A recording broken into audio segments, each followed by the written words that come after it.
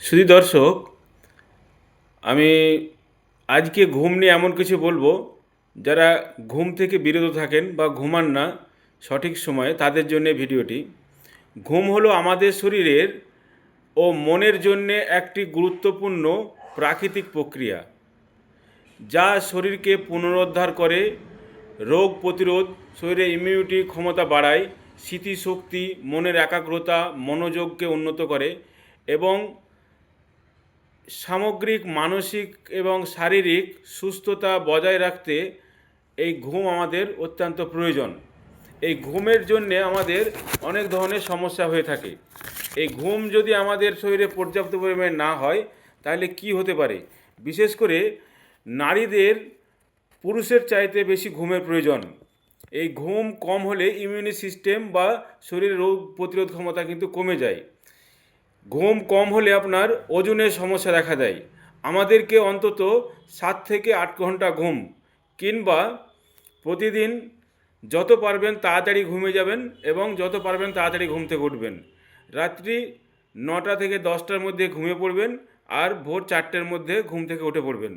তাহলে ঘুমের পর্যাপ্ত পরিমাণে ঘুমের যে ঘাটতি, সেটা আপনার আস্তে আস্তে মিটে যাবে।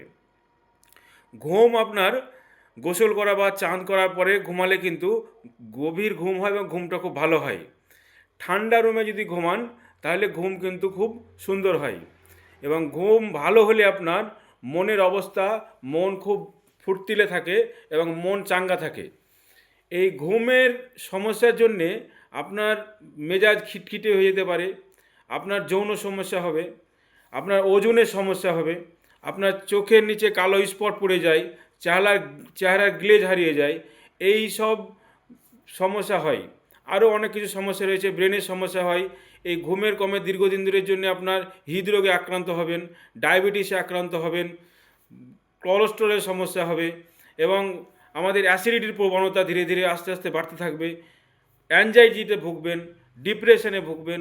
তাই বলি, ঘুম পর্যাপ্ত পরিমাণে আপনার নেওয়া প্রয়োজন। প্রতিদিন অন্তত 7 থেকে 8 ঘন্টা ঘুমান।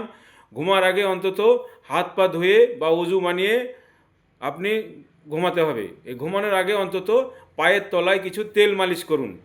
তার আগে খাবার অন্তত 2 ঘন্টা আগে খাবার সেরে নেন, 3 ঘন্টা আগে খাবার সেরে নেন। খাবার খেয়ে খেয়ে কখনো ঘুমাবেন না, এতে অ্যাসিডিটির প্রবণতা বা গ্যাস অম্বল, বদহজমের সমস্যা হতে পারে। আপনার প্রত্যেক দিন বিকেলবেলায় একটু খালি পায়ে হাঁটার চেষ্টা করুন মাটির উপরে, তাহলে দেখবেন আপনার ঘুম ভালো হচ্ছে। প্রতিদিন বাচ্চাদের সঙ্গে খেলুন আর হাততালি মারুন। এই আমার হাততালির সঙ্গে আমাদের প্রেশার পয়েন্ট রয়েছে, এতে কিন্তু ব্লাড সার্কুলেশন বাড়ে। ঘুমের আগে হালকা একটু মাথায় মাসাজ করুন নিজে নিজে বা কারো সাহায্য নিয়ে। আর প্রতিদিন এক এক ঘন্টা করে সকাল সকাল পরিশ্রম করেন। এতে দেখবেন আপনার ঘুম খুব ভালো হবে। মনের যে খিটখিটে মেজাজ, এগুলো কিন্তু অনেক পরিবর্তন হয়ে যাবে। বেশি নয়, 15 থেকে 20 দিন পর্যাপ্ত পরিমাণে ঘুমান। আপনার অ্যাংজাইটিতে যারা ভুগছেন তাদের জন্য খুব ভালো কাজ করে। মাইগ্রেনের জন্য ঘুমের অত্যন্ত প্রয়োজন। যারা মাইগ্রেনের পেশেন্ট, তারা কখনো রাত জাগবেন না, মোবাইল দেখবেন না বা দীর্ঘক্ষণ কোনো আলোর দিকে তাকিয়ে থাকবেন না। সবুজ আলোর দিকে থাকলে সবচেয়ে ভালো।